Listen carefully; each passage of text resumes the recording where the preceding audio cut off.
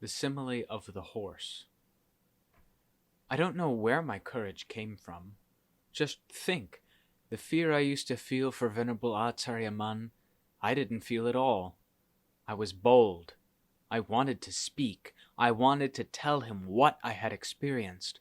The mind was impetuous and spoke right up without any fear. That was when he got to see my true nature. Before that, I had never shown anything at all. No matter what the mind had been like, I had never behaved that way.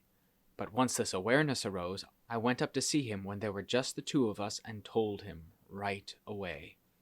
It was as if he were the master of a dog, urging me on to bite the kilesas.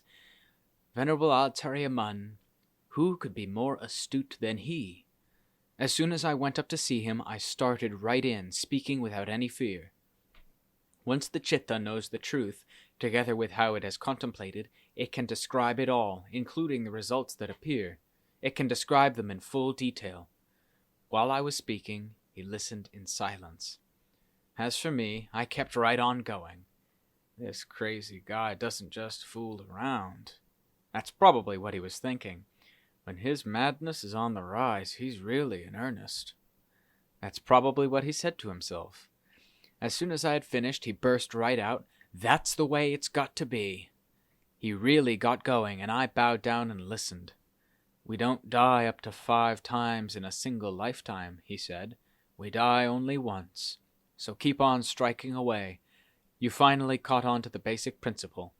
You finally got it. So keep wrestling with it." I was like a dog. He spurred on. I was so happy. Coming away from him, I was ready to bark and to bite. I kept fighting away. That is, I continued sitting all night in meditation and kept telling him the Dhamma I had gained.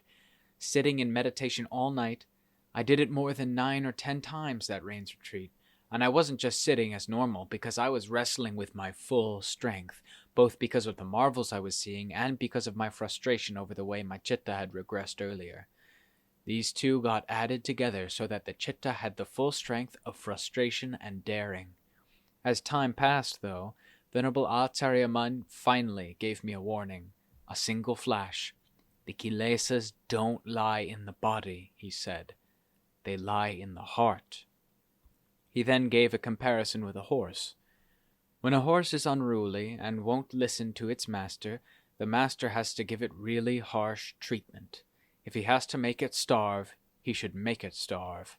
Really treat it harshly until it can't make a move. Once it finally stops being rebellious, though, he can let up on the harsh treatment. When its rebelliousness weakens, the harsh treatment can be relaxed. That's all he said, and I understood immediately. If he had said more than that, he knew what sort of person I was. He was afraid I'd go completely limp. So he gave just a flash of a warning, and I understood.